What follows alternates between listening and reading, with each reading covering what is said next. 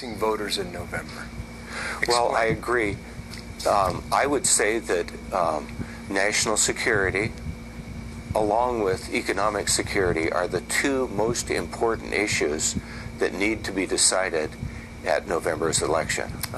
This is what Hillary Clinton told Chris Wallace on Fox News Sunday. If you did not hear it, I want you to listen closely, and I'll get you to react next. As other members of families who lost loved ones have said, that's not what they heard. I don't hold any ill feeling for someone who, in that moment, may not fully recall everything that was or wasn't said. That last part, sir, may not fully recall everything that was or was not said. What do you think of that? Well, there are two options. One is either Mrs. Clinton is lying, or else she has a bad memory because of her age or her head injury that she suffered. As far as memory, I keep this little book, and I've shown this to the public many times. I jokingly say I keep my brains in my pocket, and I write down the important things that happen each day. And I've been doing this for many years.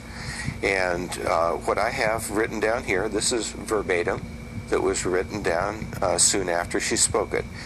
And here it is. I gave Hillary a hug and shook her hand, and she said, "We are going to have the filmmaker arrested who was responsible for the death of my son." Now that has nothing to do with my memory. This is just a contemporaneous writing. What day was that, sir? Was that on the Saturday at the memorial service? No, actually, I have a whole page, and it was written down. Basically, the pages were full. It's written down on the Saturday. It doesn't necessarily mean it was on Saturday. It's just that the page was full. But what Secretary Clinton said with Chris Wallace is that you have to look at everything she said. Okay, is that fair?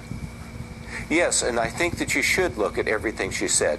She made this statement not only to me, but to other family members. Also, a half hour after this happened, when they had the casket ceremony, she also lied to the American public because she said, and these are her words as best as I can recall, rage was directed at American embassies as a result of that awful video that we were not responsible for.